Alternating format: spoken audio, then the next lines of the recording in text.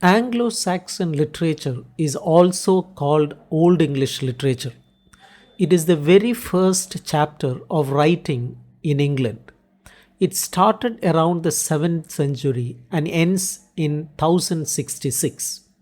It gives us a window into a time when England was transitioning from a pagan warrior culture to a Christian society. Anglo Saxon literature was not always written down.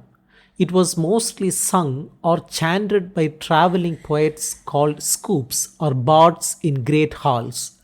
This oral tradition created a unique style. Instead of rhyming words at the end of lines, they used alliteration, meaning three or four important words in a line started with the same sound. For example, white waves washed the wall. Every line had a strong pause right in the middle called caesura. This helped the scoop remember the poem and take a deep breath during the performance. They also loved using imaginative two word phrases called kennings instead of simple nouns. It made the language richer. For example, instead of saying sea, they said whale road.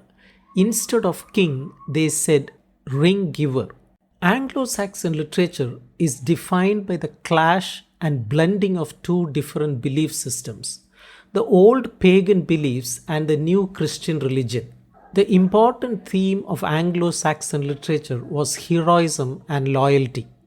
The biggest focus was on being a brave warrior and showing total loyalty to your lord. This bond of service and protection was called comitatus. Heroes fought to gain fame that would last forever. Another theme was fate versus God. The ancient belief was in fate or weed, the idea that your destiny was already decided, often leading to grim end. When Christian monks wrote down the poems, they often added a new perspective that God's plan, providence, was ultimately stronger than fate.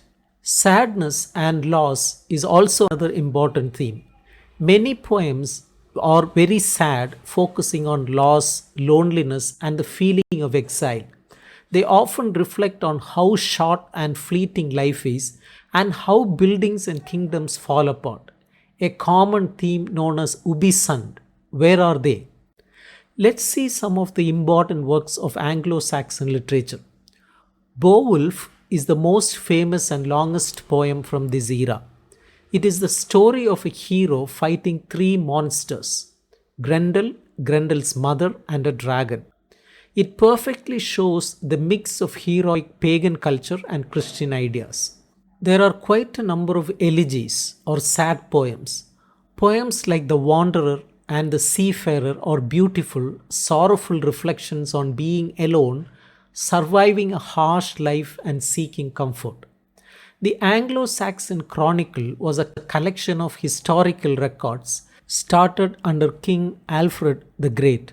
It showed that the English language could be used for serious history and governance, not just poetry.